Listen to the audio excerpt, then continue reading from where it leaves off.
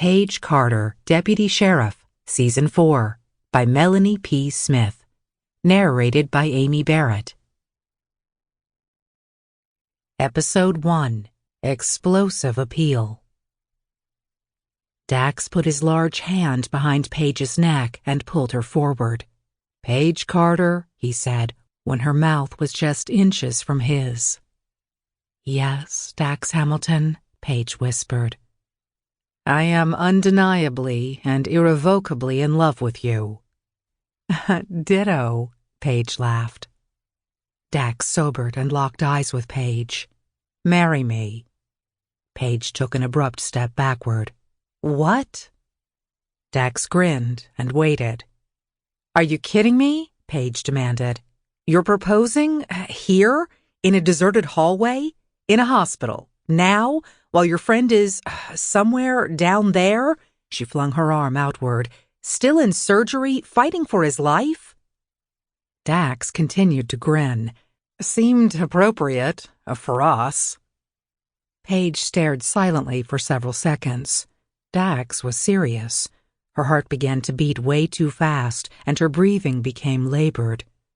"You already maneuvered your way into my house. I still don't know how that happened, but apparently my neighbor moved in while I was dealing with dead bodies, kidnapping plots, terrorists trying to kill us all, and exploding warehouses.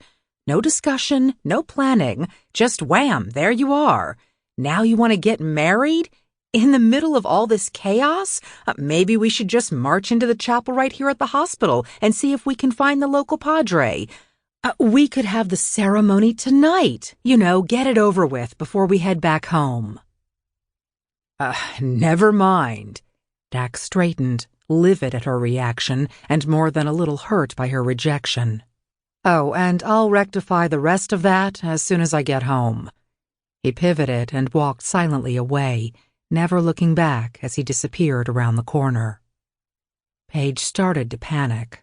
What was she doing? Why did she say that, out loud? Okay, so every time she stopped to think about their arrangement, it gave her a little jolt. She'd always been independent. She never thought she'd have her own happily ever after. That was something other people had, like Nathan and Sophie. For her, relationships were fleeting, not serious commitments. So she panicked. But was the proposal really that surprising? Especially after everything they'd gone through this past year? Just a few hours ago, she demanded the Secretary of Defense himself arrange an emergency flight to Arizona. Sample complete. Ready to continue?